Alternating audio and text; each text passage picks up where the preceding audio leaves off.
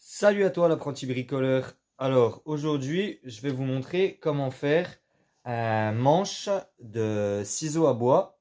Alors ça sera pas la même chose que la lime que je tiens là ici. Ça sera plus quelque chose de ce type là, voilà. Je vais le faire parce que j'en ai besoin. Tous les ciseaux à bois que j'utilise m'ont lâché. Les manches ne tiennent plus à cause des vibrations du tour. Donc, vous voyez là, c'est un peu plus travaillé au niveau du bois. On voit qu'il y a un léger arrondi, il y a quelques formes. Et là, on fera une petite forme en ferraille pour aller au bout. Donc, on va faire ça maintenant. On va faire à partir d'un bout de cerisier, parce que j'aime bien le cerisier. C'est un bois qui tient bien et qui est relativement facile à manier. Donc, on va faire ce petit manche de ciseaux à bois. Et on va voir tout de suite comment je vais le faire avec le tour. Donc, j'ai découpé le bout de cerisier à la longueur souhaitée. Donc là, voilà, j'ai pris toujours prendre un petit peu plus large. Donc là, voilà, on voit que j'ai de la marge sur les deux côtés. Ça permettra de ne pas avoir les marques et du roulement qu'il y a ici et là de ce qui entraîne le bout de bois. Donc là, voilà, j'ai quand même, je dirais, allez, à vue de nez, 1 cm de marge de chaque côté. C'est bien assez pour ce que je vais en faire. Donc là, on va déjà commencer par écorcer le bout de cerisier et on verra après ce qu'on fait.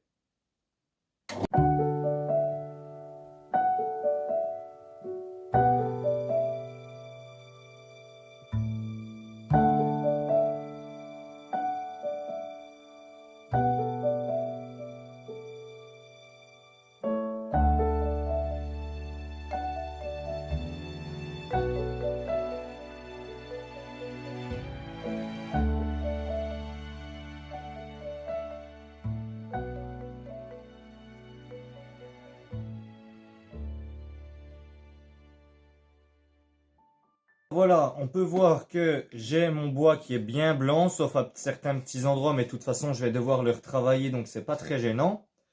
Là, après, on va prendre le pied à coulisse pour voir à quelle distance je veux me mettre en termes de centimètres. C'est-à-dire que là, voilà, on voit que je suis plus fin là ici, et dans tous les cas, mon bois est bien trop épais, il faut que je sois plus fin. Donc je vais déjà prendre la cote générale, c'est-à-dire la cote la plus haute qui est sur mon ciseau à bois. Donc je vais prendre la cote qui est là ici, dans un premier temps.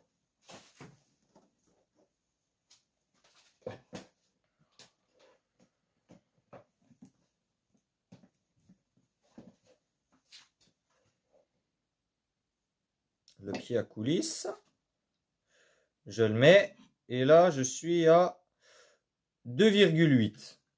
Donc voilà, on va faire à peu près pour l'instant 2,8, 2,9, même si c'est 3 cm, c'est pas bien grave. Pour l'instant, l'important c'est de pouvoir enlever de la matière. Donc là, voilà, si on regarde bien, mon pied à coulisse ne passe absolument pas. Donc il faut que je fasse plus petit. Donc je laisse le pied à coulisse avec ma cote de 2,8. Je le repose un peu plus loin. Et donc maintenant, je peux me permettre d'enlever encore un peu plus de matière.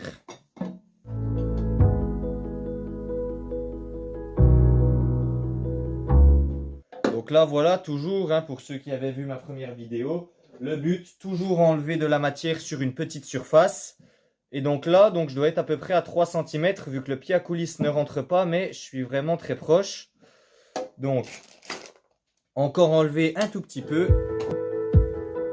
Voilà, là normalement je dois être bon. Voilà, le pied à coulisse rentre, c'est parfait. Donc je suis bien à 2,8.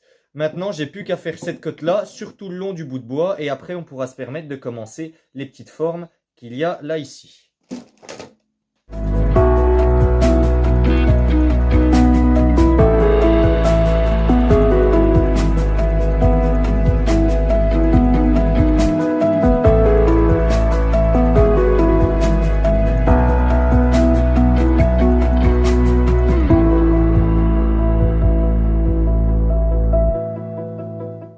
Donc là voilà, j'ai terminé normalement de mettre à la cote de 2,8. Le ciseau à bois a encore un peu de mal à circuler partout, mais c'est normal.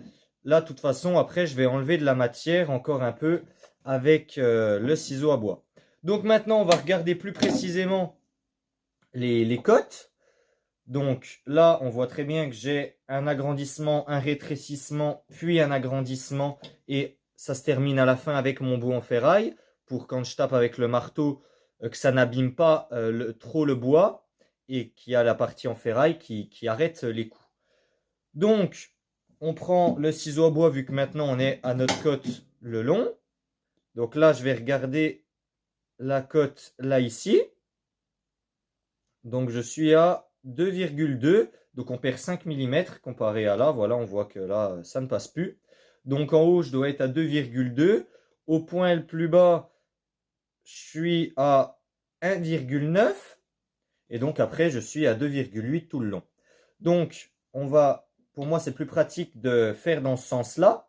Donc toujours là, laisser une petite partie. Sous la partie en ferraille qu'il y a ici, il y a du bois. Hein. La partie en ferraille recouvre simplement le bois, mais ce n'est pas une partie qui est tout entière, qui est pleine. C'est une partie creuse.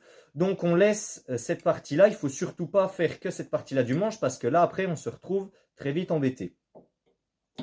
Donc là, voilà, je vais le mettre dans ce sens-là. Donc là, je sais que là, ici, je vais mesurer la partie avec la ferraille. Comme ça, il y aura toujours un peu plus d'épaisseur. Il vaut mieux trop que pas assez. Donc là, on est à 1,6. Donc je vais déjà faire cette partie-là. Et j'ai de la chance, elle fait à peu près, voilà, non pas ce ciseau à bois là, mais, ouais, ah ben c'est celui-là. Donc, je vois que ça fait à peu près la largeur de ce ciseau à bois là ici. Donc, je vais faire 1, combien j'ai dit? Toujours vérifier les mesures si on n'est pas sûr. Hein. 1,6.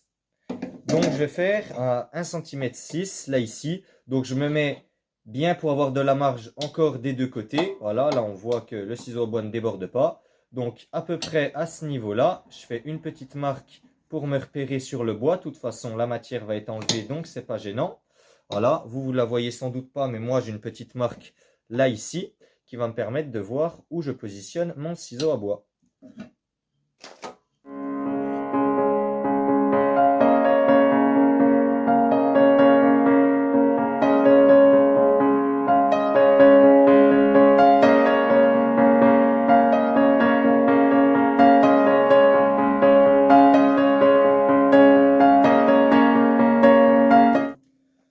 Donc là, je regarde ma cote. Eh ben, je suis parfait. Hein.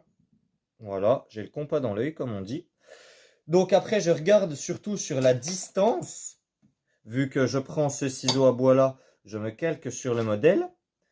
Donc là, je le mets à la bonne distance. Et là, je regarde. Donc voilà, j'en ai pour à peu près un bon centimètre. Ce qui sera pour le coup la largeur de celui-là. Donc là, je peux continuer encore sur la largeur de mon ciseau à bois. Et après, il faudra que je fasse un petit peu de forme. Donc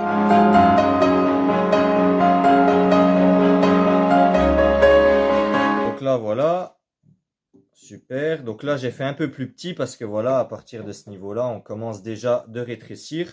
Je peux encore faire un tout petit peu pour le détail.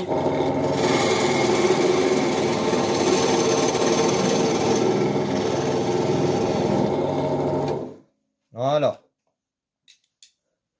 Donc maintenant, je repositionne mon ciseau à bois. Je me rends compte que là, voilà, je vais être à peu près à ce diamètre-là, mais à le faire par contre pour le coup sur un petit peu plus long.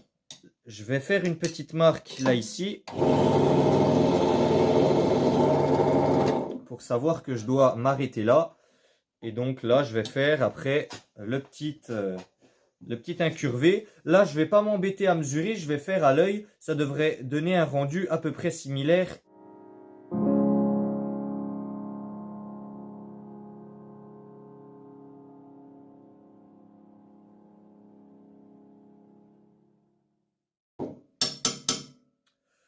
Donc voilà, je regarde. J'ai suivi mes cotes, c'est plutôt pas mal.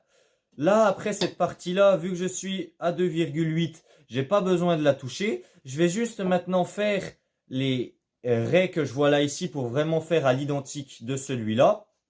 Donc on voit que j'ai une première raie là ici, qui marque vraiment la fin de cet arrondi, une deuxième, une troisième, une quatrième un petit peu plus proche, et après il faut que j'enlève un petit peu de matière pour faire le bout là pour taper avec le marteau. Pour l'instant, je vais déjà faire les raies, donc je vais regarder là comme ça, et je vais prendre un autre ciseau à bois, et je vais marquer l'endroit où je dois faire mes raies tout simplement.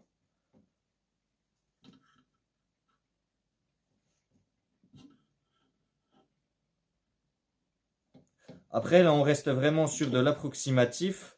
C'est pas très important si les raies sont pas au millimètre près.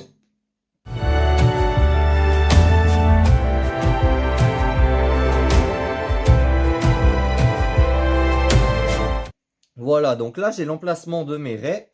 Elles sont bien visibles pour l'instant, mais toujours les faire un peu plus profondes, puisque quand on va passer après avec le papier de verre ou la toile émerie en fonction, eh ben, ça va quand même enlever une petite épaisseur pour bien que tout soit lisse. Donc que les raies soient profondes, ça reste quand même quelque chose d'important puisqu'on enlève au final toujours de la matière. Donc là maintenant je vais regarder. Donc mes raies sont vraiment pas trop mal positionnées. Et là il faut que je refasse une petite encoche maintenant pour voir à partir de quel moment j'enlève de la matière pour la diminuer un petit peu. Donc là je fais une petite marque au ciseau à bois, bien qu'elle se voit quand même pour moi, voilà. Et donc là c'est pareil, j'en ai pour la largeur du ciseau à bois. Donc maintenant on va enlever un petit peu de matière.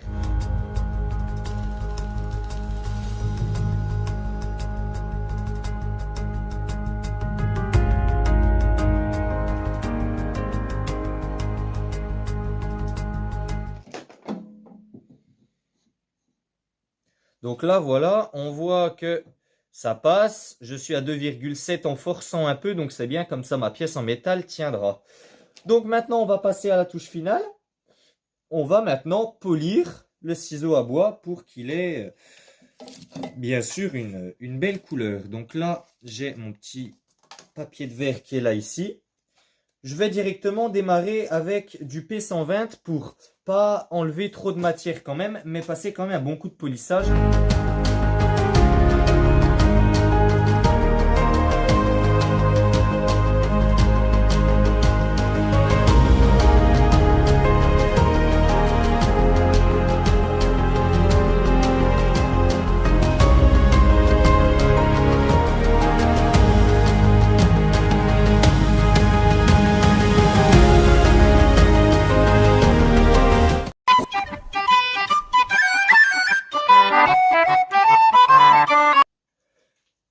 Et donc là, voilà, j'ai enfin mon ciseau à bois.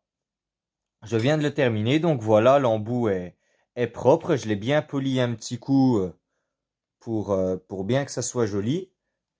Et donc là, j'ai bien pensé à remettre la pièce en métal là ici. Mon ciseau à bois est droit, donc c'est super. J'ai un manche qui est super à tenir aussi, voilà, bon aérodynamisme, super. J'ai vraiment une bonne prise. Et donc voilà, c'est comme ça que s'achève cette vidéo. En tout cas, je vous remercie encore une fois de m'avoir regardé. N'hésitez surtout pas dans les commentaires si vous avez des idées de nouvelles vidéos. Je suis toujours preneur et sachez que je lis tous les commentaires. Donc ne vous dites pas, ouais, il va écrire machin. Je lis tous les commentaires, donc il n'y a pas de problème. Je lirai le vôtre et si ça me plaît, je vous répondrai avec plaisir. Et donc voilà, on termine là-dessus. Encore une belle petite création de fête. Et je vous remercie d'avoir regardé cette vidéo. Et je vous dis à la prochaine les apprentis bricoleurs.